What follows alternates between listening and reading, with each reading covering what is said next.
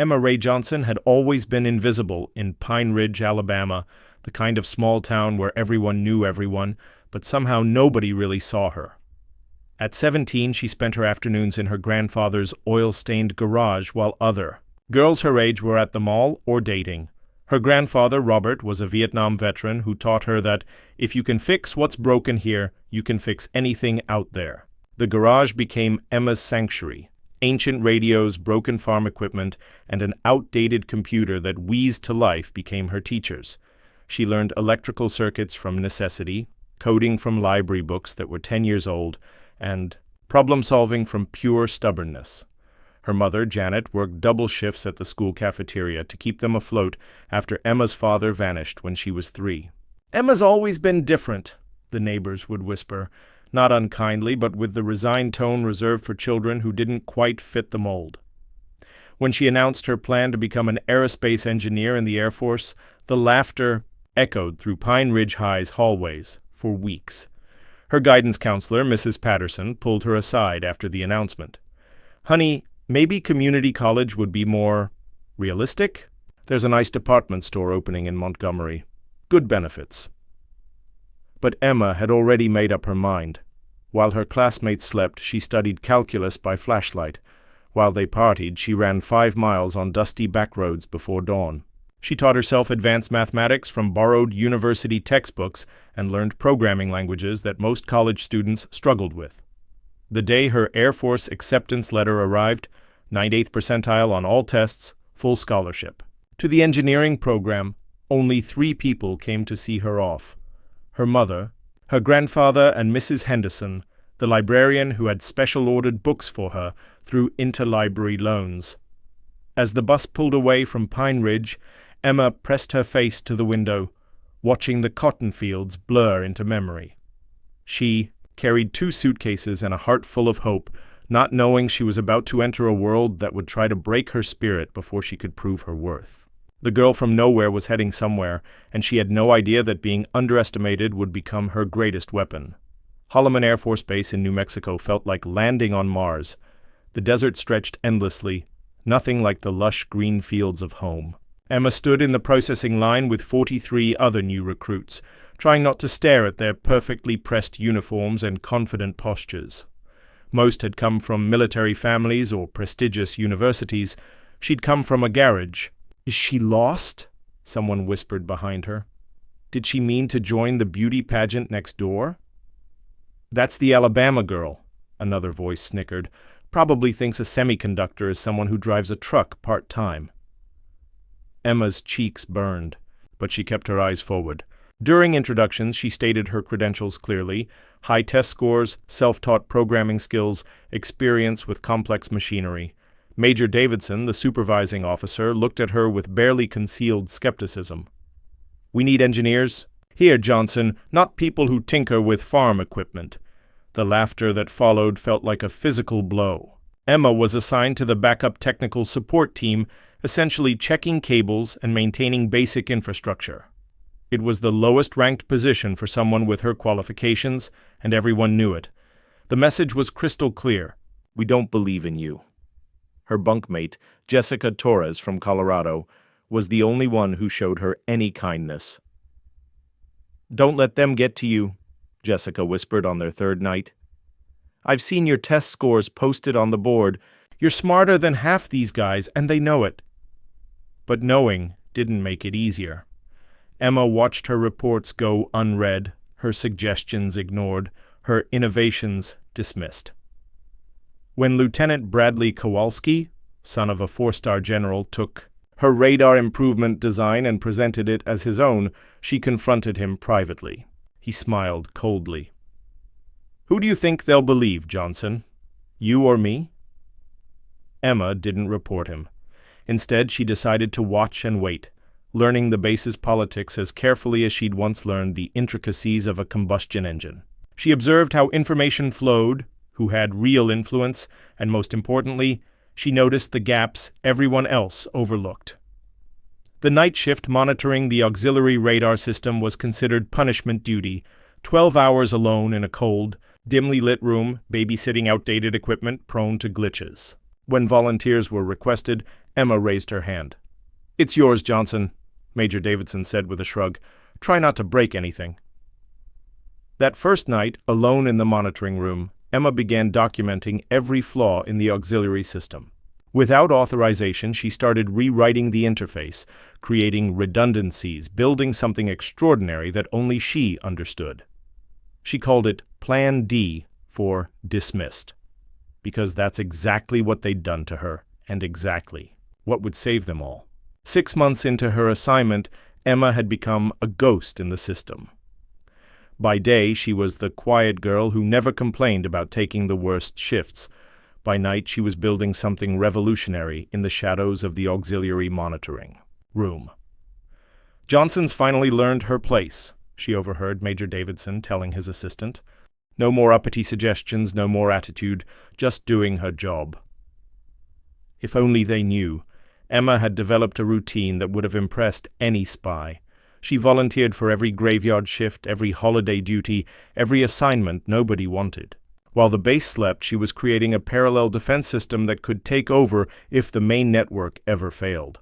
Her secret project consumed her. She simulated cyber attacks, wrote code to mimic intrusion scenarios, and stress-tested her system against every threat pattern she could imagine. Everything lived in hidden folders that no one else knew existed. Jessica Torres had started to notice. "Emma, you look exhausted. When was the last time you actually slept?"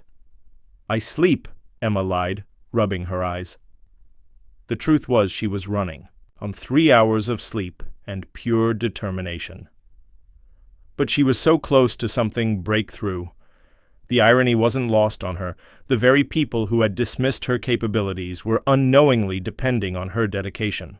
While they attended official meetings and followed proper protocols, she was building the infrastructure that would save their careers, and possibly their lives. Lieutenant Kowalski had been promoted again, still riding high on the radar design. He'd stolen from her. Emma watched him present his innovations to visiting Pentagon officials, feeling a mixture of anger and pity. He had no idea what real innovation looked like.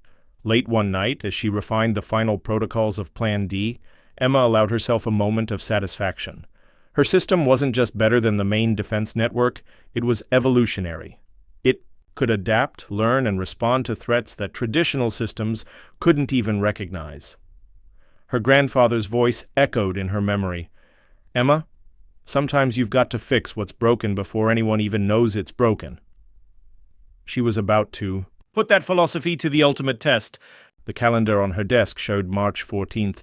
Emma had no way of knowing that in less than 24 hours, everything would change. The girl they'd spent months dismissing was about to become the only thing standing between Holloman Air Force Base and complete technological collapse. As she saved her final lines of code, Emma felt a strange sense of calm. For months she'd been preparing for a scenario that everyone else thought was impossible. Tomorrow she'd discover that impossible was just another word for unprepared. March 15th started like any other day.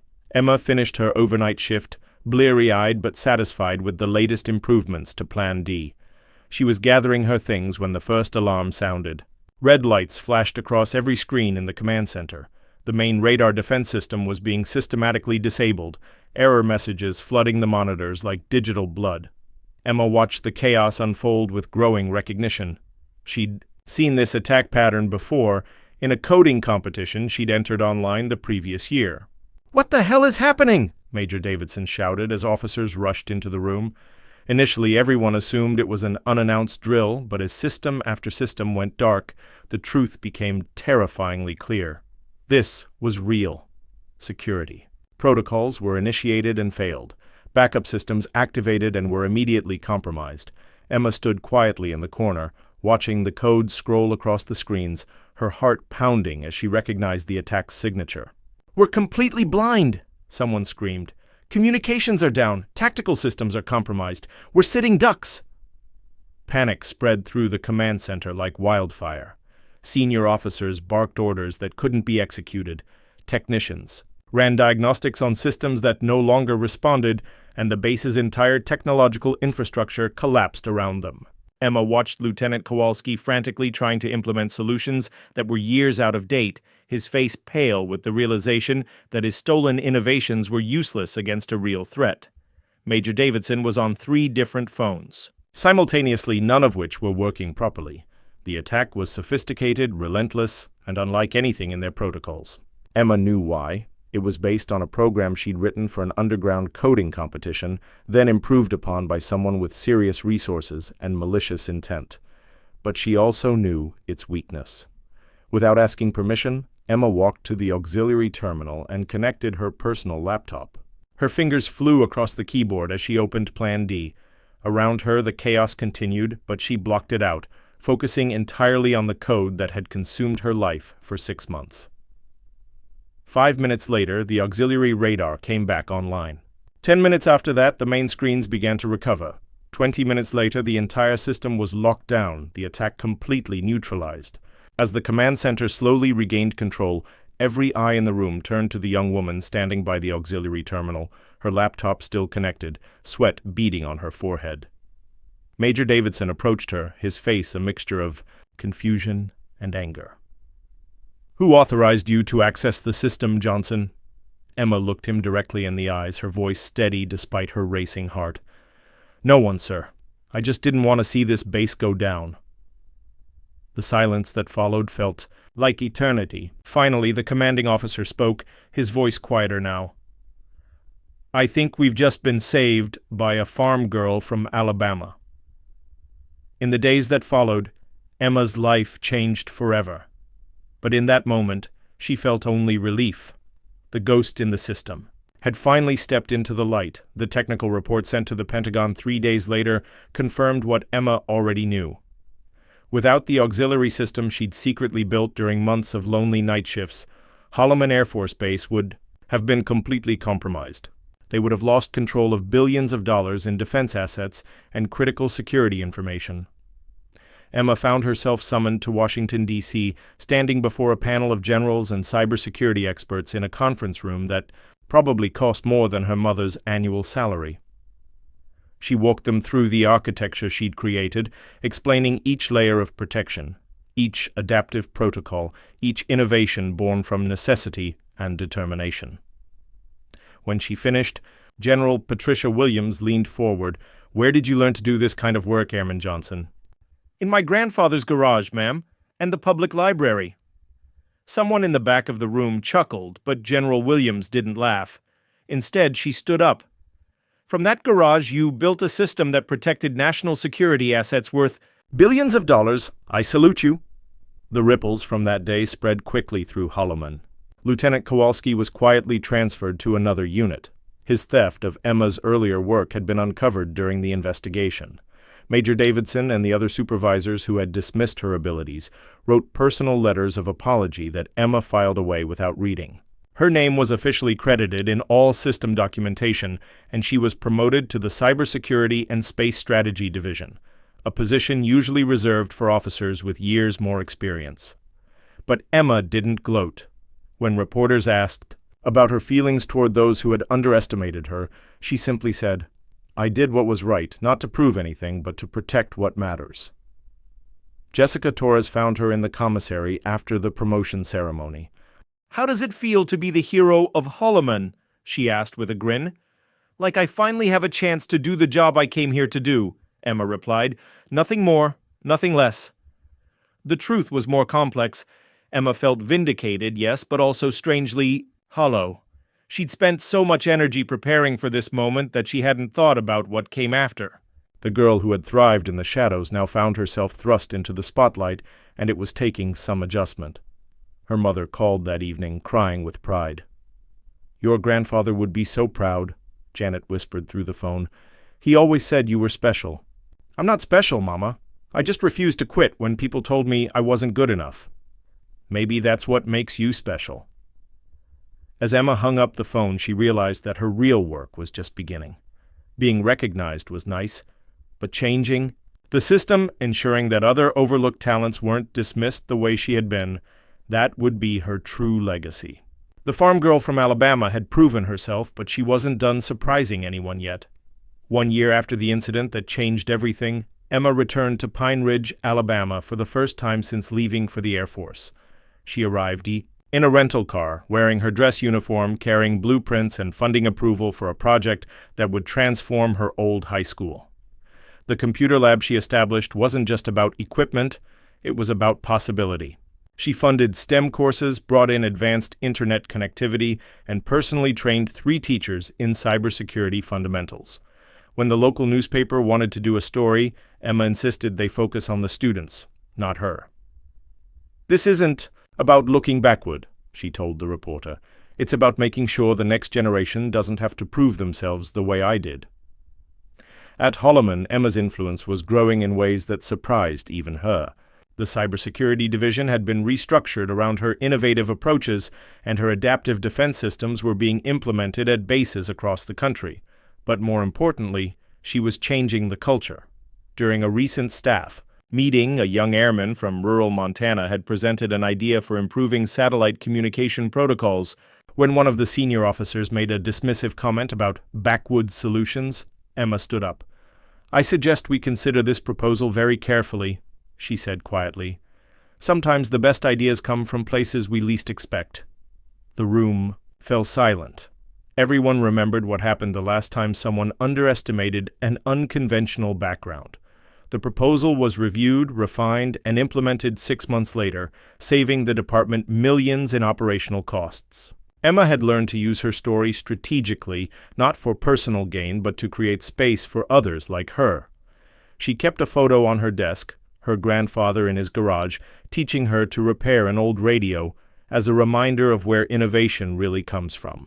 Her work now focused on creating adaptive systems that could learn and evolve, much like she had adapted to the obstacles in her path. But beyond the technical achievements, she was building something more important: a network of advocates for overlooked talent. When she spoke at the Air Force Academy that fall, her message was simple but powerful. Don't waste energy fighting for a seat at someone else's table.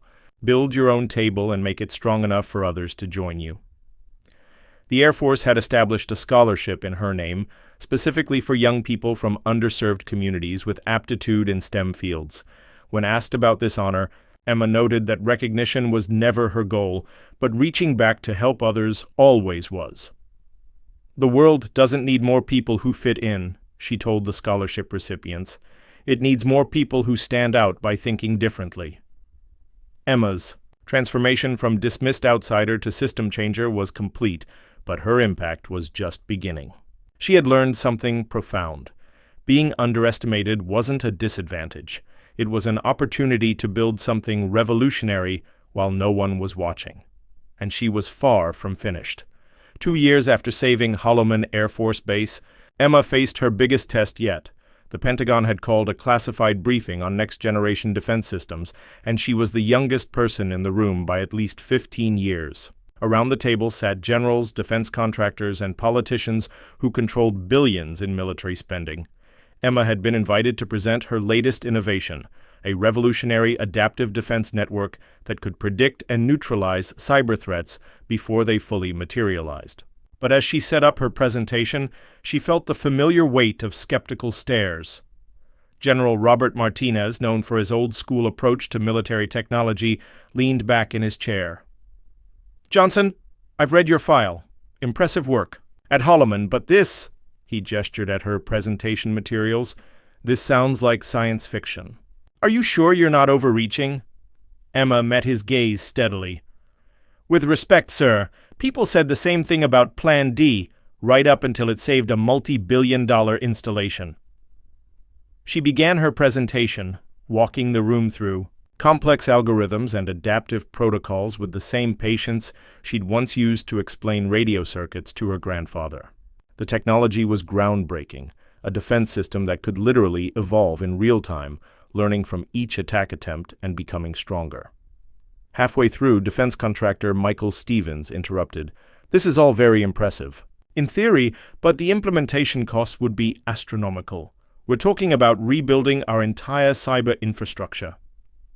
"The cost of not rebuilding it is higher," Emma replied calmly. "The attack on Holloman was small-scale compared to what's coming. Our current systems are fighting yesterday's war." She clicked to her next slide, showing attack simulations that made the room collectively hold its breath. The scenarios were sophisticated, relentless, and terrifyingly plausible. "How do you know these threats are real?" asked Congresswoman Rachel Davis. Emma paused, choosing her words carefully. "Because I can think like the attackers. When you've been underestimated your whole life, you learn to see weaknesses that others miss. Our enemies think the same way. They're looking for the gaps we don't even know exist." General Williams, who had supported Emma from the beginning, spoke up. "The question isn't whether we can afford to implement Johnson's system. It's whether we can afford not to." The debate that followed was intense. Budget concerns, implementation timelines, political considerations, every excuse Emma had expected was raised. But she had prepared for this moment, just as she'd prepared for everything else. When the room finally fell silent, Emma stood up. 2 years ago, I was dismissed as a farm girl who didn't belong in this world. That system you're questioning? It saved Holloman because everyone underestimated what was possible. Don't make the same mistake with our national security." The vote was closer than it should have been, but Emma's system was approved for full implementation. As the room emptied, General Martinez approached her. "You know what impressed me most, Johnson? Not the technology, though that's remarkable. It's that you never once raised your voice or lost your composure. That's the mark of a true leader." Emma smiled. "My grandfather taught me that the loudest person in the room is rarely the smartest. Sometimes the best way to be heard is to make sure you have something worth saying." Walking out of the Pentagon that day, Emma realized she had traveled further than the thousands of miles from Pine Ridge to Washington. She had journeyed from invisibility to influence, from dismissed outsider to trusted insider, from someone who had to prove her worth to someone whose worth was assumed.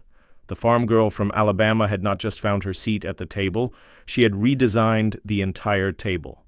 5 years after leaving Pine Ridge, Emma returned home again, but this time as the keynote speaker for the town's first-ever Technology and Innovation Festival. The cotton fields were still there, but now they were bordered by fiber-optic cables, bringing high-speed internet to every home. The high school that had once echoed with laughter at her dreams now hosted advanced robotics competitions. Emma's mother, Janet, had retired from her cafeteria job and now lived in a comfortable home Emma had bought for her, complete with a garden where she grew vegetables and flowers. They sat on the porch swing that evening, looking up at the same stars Emma had gazed at as a child. "Did you ever doubt yourself?" her mother asked. Emma thought for a moment. "Every day, but I doubted their doubts more." The festival had drawn visitors from across the state, students, teachers, military personnel, and tech entrepreneurs, all wanting to see the town that had produced someone who changed the world. But Emma's favorite moment came when she met a 12-year-old girl named Ashley Martinez, whose eyes lit up as she talked about coding and cybersecurity. "Everyone says girls aren't good at computers," Ashley confided during the meet and greet. "Everyone said I'd never amount to anything either," Emma replied, kneeling down to Ashley's level. "The question is, are you going to listen to them, or are you going to prove them wrong?" 3 months later, Emma received an email from Ashley, with her first program attached, a simple security protocol that showed remarkable intuition. Emma forwarded it to her colleagues at the Pentagon with a note. "Keep an eye on this one." Emma's adaptive defense system was now protecting military installations worldwide. Her approaches to system redundancy were taught in academies across the country, and her story had become legend. But perhaps her greatest achievement was the culture change she had inspired. Young people from unconventional backgrounds were no longer automatically dismissed. Rural talent was actively recruited. The military had learned that innovation could come from anywhere, and genius didn't recognize zip codes or social status. At the Pentagon, Emma now served as Director of Emerging Threat Analysis, a position created specifically for her unique perspective. Her team was deliberately diverse: farm kids and city kids, self-taught programmers and Ivy League graduates, people who thought outside the box because they'd never been allowed inside it. During a recent security briefing, when an admiral made a comment about maintaining traditional standards, Emma quietly reminded him that traditional standards would have left Holloman Air Force Base defenseless. The comment wasn't repeated. Emma's grandfather had passed away the previous spring, and at his funeral she placed his old toolbox beside his casket. Inside she left a handwritten note that only she would ever see. "You were right, Grandpa. If you can fix what's broken, here, you can fix anything out there." The true measure of Emma's success wasn't found in her awards or her position, or even her innovations. It was found in the countless young people who now believed their dreams were possible, regardless of where they came from. It was found in the military's transformed approach to identifying and nurturing talent. It was found in the reality that being different was no longer seen as a deficit, but as an asset. As Emma stood before the crowd at Pine Ridge's Technology Festival, she thought about the journey from that oil-stained garage to the Pentagon's highest councils. The girl they said would never amount to anything had become exactly what the world needed, a reminder that sometimes the most powerful weapon against being underestimated is simply refusing to underestimate yourself. "The world is full of people, like me," she told the crowd, "overlooked, underestimated, quietly changing the future one innovation at a time. The only question is, are we wise enough to recognize them before they have to save us?" In the end, Emma Ray Johnson had done more than prove her worth. She had redefined what worth looked like. And somewhere in the audience, a young girl with big dreams and small-town roots was taking notes, preparing to surprise the world in ways no one could yet imagine. The cycle would continue, and that was exactly as Emma had planned it. If you enjoyed this story, don't forget to hit the subscribe button and become a part of our Everyday Life Stories community. Where are you watching from? Drop a comment below. We love hearing from our amazing viewers around the world.